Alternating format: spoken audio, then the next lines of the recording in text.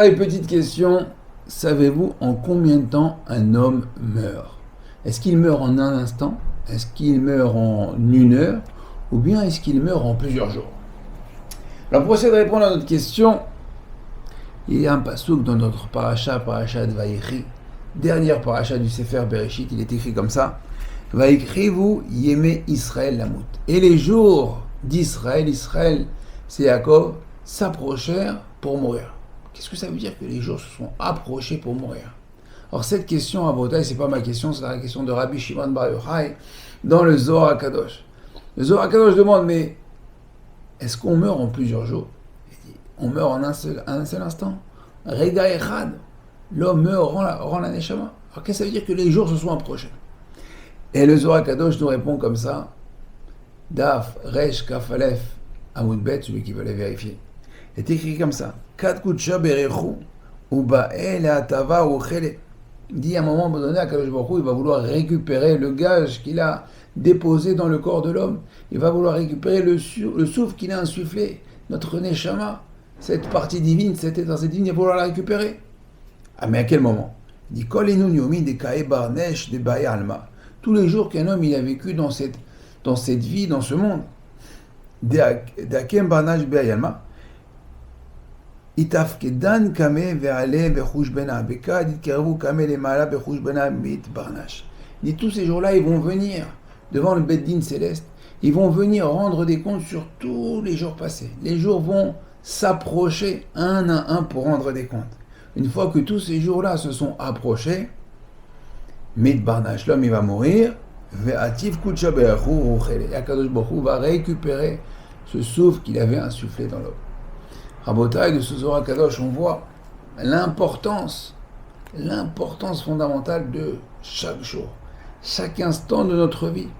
Chaque jour passé va devoir rendre des comptes sur les jours qu'il a passés ici sur Terre. Qu'est-ce qui s'est passé? Qu'est-ce que tu as fait? Où tu étais?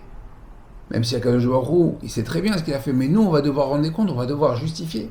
De même que dans une société, une entreprise, on doit rendre des comptes, on fait des bilans. Qu'est-ce que tu as fait? Pourquoi tu as dépensé ça? Pourquoi justifier les entrées, les sorties? Ben pareil, Rabotaï. Kadosh Baruch Hu nous a confié ce gage, cette neshama. On va devoir rendre des comptes. Pourquoi tu as fumé? Pourquoi tu as bu? Pourquoi tu as trop mangé? Pourquoi tu as pas fait la tchila? Pourquoi tu n'as pas fait ça? Et pourquoi? Rendre des comptes. Une fois que tous ces jours-là se sont approchés, eh ben, Kadosh Baruch Hu fait la cheshbon, et voilà. Maintenant on récupère et il va nous dire dans quelle chambre il va nous être attribué. Alors, comment, après ce soir-là, il faut essayer de maintenant comprendre comment on va devoir aborder et vivre notre vie. Alors on va prendre l'exemple d'un être extraordinaire qui vit sa vie à 100%, qui optimise chaque instant de sa vie. Et même s'il tombe, même s'il est déstabilisé, il va continuer. Cette créature à Botaï, c'est le Yetzer Hara. Le Yetzer Hara, c'est pas un fonctionnaire qui regarde l'heure. Le Yetzer Hara, il ne travaille pas la journée. Le Yetzer Hara à Botaï, il travaille à la seconde. À la seconde. C'est-à-dire, ils voient un homme qui se lève, Baruch Hashem, avec le sourire, du pied droit, tout va bien, il s'est levé à l'heure, il s'habille, il est prêt pour aller à la tfila. Il se dit pas, bon, celui-là, allez, on laisse tomber. Ah, c'est perdu, regarde comment il a commencé la journée. Non, il va lui mettre une autre embûche quelque part. Il va essayer de le contrer, de lui faire un petit problème, avec, je sais pas, l'ascenseur, le parking, l'embouteillage, sa femme, le voisin, les enfants, bref. Il va trouver le Yetzer Hara, il a toujours des bonnes idées. Il sait toujours comment faire. Et ça, tout au long de sa vie, il va faire ça. Eh bien, nous, Rabotaï, on doit apprendre de notre ennemi. On doit apprendre de notre adversaire. Qui est-ce qui a dit ça? C'est David Ameller. David Ameller, il a dit, dans les Télim, Mehoyev, de mon ennemi, de mon adversaire, je suis devenu plus sage. J'ai appris. Donc on doit apprendre. C'est-à-dire, on va faire exactement le contraire. Si je me suis levé du pied gauche, eh ben, j'ai pas bien commencé la journée. Je vais dire, bon, bah, tu sais quoi, allez, ce matin, j'ai raté la tuila. Eh ben, tant pis, bah, mincha, je ferai pas mincha, je ferai pas rapide. Ou bien, j'ai pas fait ça, bah, j'ai raté mon bus, bah, je vais pas au collège.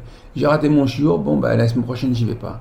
Bref, que ce soit dans la ou dans la spiritualité, dans la matérialité. Dans la matérialité, on comprend, c'est pas parce qu'on s'est levé tard qu'on va pas aller travailler.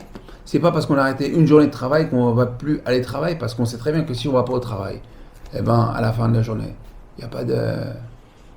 La paye, ça va se sentir dans le salaire. Et ben pareil, il faut réfléchir aussi comme ça sur le compte en banque, sur notre fiche de paye, rouhanite, spirituelle. Et aussi, il faut dire, on doit penser aussi qu'on ne doit pas vivre sur nos réserves. C'est pas parce que ça fait 30 ou 40 ans qu'on a fait Shacharit, 30 ou 40 ans qu'on fait déjà Shabbat, ou 10 ans, ou attends, peu importe. Dis-moi, tu sais quoi, des Shabbats, j'en ai plein dans mon compte. J'ai une bonne réserve. Un Shabbat de plus, un Shabbat de moins. Une fila, béminiane, une de plus, mais moi c'est pas. Non, non, non, chaque jour compte. Chaque jour est une pièce à l'édifice de notre vie. Kadosh Baruch Hu nous a donné une allocation de jours. C'est ce qu'on appelle la vie. Chaque jour compte. Il n'y a pas un jour qui est... S'il y a un jour qui est raté, bon, bah, c'est un trou. C'est comme dans un Pulse. Il y a 500 pièces, 5000 pièces, 50 000 pièces. Si tout est bien, s'il manque une partie, c'est toujours énervant. Il faut considérer que chaque jour est une pièce du puzzle. Donc il faut, Rabotai, il faut considérer chaque instant, chaque minute, chaque heure, chaque jour. Mais, de l'autre côté, il faut penser comme le Tzara. C'est pas parce que j'ai raté, le Tzara il dit En Yush Bolam. Et ben nous aussi, En Yush Bolam Klal. J'ai raté un petit peu le début de la journée, le début de la semaine, le début du mois, le début de l'année. Le début de ma vie, ben c'est pas grave, je continue. Et à chaque instant compte. Alors c'est vrai qu'on a ce concept que les gens disent je finirai mes jours, à la fin de mes jours, j'irai en vacances, j'irai me reposer, bref, je ne ferai plus rien. Alors ça, c'est ce qu'ils nous ont inculqué le monde, on va dire le monde profane. Dans le monde profane, un bonhomme à 60, 65 ans, 70 ans, gag, c'est la retraite, on lui dit merci monsieur, merci papy, c'était très bien, maintenant vous êtes un bon rien. Donc inscrivez-vous à un club de bridge, un club d'échecs, la pétanque, je sais pas, apprenez de la pâtisserie, je sais pas ce que vous voulez faire, mais bon, vous ne servez plus à grand chose. Alors que dans la Torah, Rabotai, c'est toute notre vie, et au contraire, à 60, 70 ans, 80, là commence la vie, l'homme se bonifie. Parce qu'au fur et à mesure des années, chaque seconde, on s'enrichit, on devient de plus en plus grand. Rabotai, cette année, Niftar, je ne sais pas si vous avez entendu, le Rav Edelstein. Rav Edelstein. Il est Niftar presque plus de 100 ans. Jusqu'à 100 ans, Rabotai, il était le Baal Tokia, c'est lui qui sonnait le chauffard à la Yeshivat Ponevitch. Yeshivat Ponevitch, pour ceux qui ne connaissent pas, c'est un Beth Knesset immense. 100 ans, il sonnait le chauffard, vous voyez, incroyable. Il est tombé malade, il y a plus de 100 ans, donc bon, vous comprenez qu'au bout d'un moment, le corps, c'est pas grave. Il était sur son lit d'hôpital, il donnait des shiurim, il avait un shiur, il avait plusieurs cours qu'il donnait chaque semaine, il préparait, et là il était en train de préparer son shiur, il écrivait son shiur, le dernier shiur de sa vie. Dans les machines, on voit la vidéo, dans les machines, le cœur était parti, il n'y avait plus de vie. Il continue à écrire encore quelques secondes.